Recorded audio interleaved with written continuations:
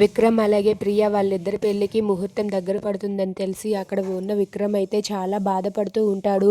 14 ఏళ్ళ నుండి కూడా నేను ఇప్పటి వరకు కూడా చిట్టి కోసమే ఎదురు చూస్తూ ఉన్నాను. చిట్టినే నేను పెళ్లి చేసుకోవాలని అనుకున్నాను. కానీ ఇప్పుడు ఇలా జరుగుతుంది. ఏదో ఒకటి చేసి ఈ పెళ్లి ఆపాలి. ఈ పెళ్లి మాత్రం నేను చేసుకునే పరిస్థితుల్లో లేను. ఏది ఏమైనా సరే నేను మాత్రం ఈ పెళ్లి చేసుకోను.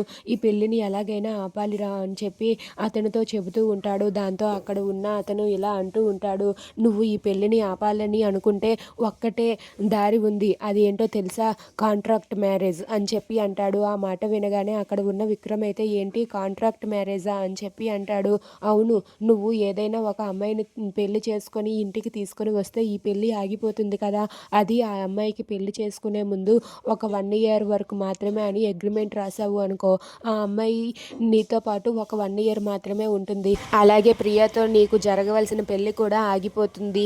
దాంతో ప్రాబ్లం క్లియర్ అని చెప్పి అతను అంటాడు. ఆ మాట వినగానే అక్కడ ఉన్న విక్రమ్ అయితే కరెక్టే, ఈ మాట నిజమే, నాకు ఈ ఐడియా ఎందుకో నచ్చింది. ఇప్పుడు ఆ కాంట్రాక్ట్ పెళ్లి ఎవరితో చేసుకోను, ఎవరిని ఇప్పుడు బలి చెయ్యను అని చెప్పి విక్రమ్ అయితే చాలా బాధపడుతూ ఉంటాడు. ఇంతలో అక్కడ ఉన్న ఆ రాధ అయితే వాళ్ళ నాన్న అరెస్ట్ అయినందుకు చాలా బాధపడుతూ ఏడుస్తూ ఉంటుంది.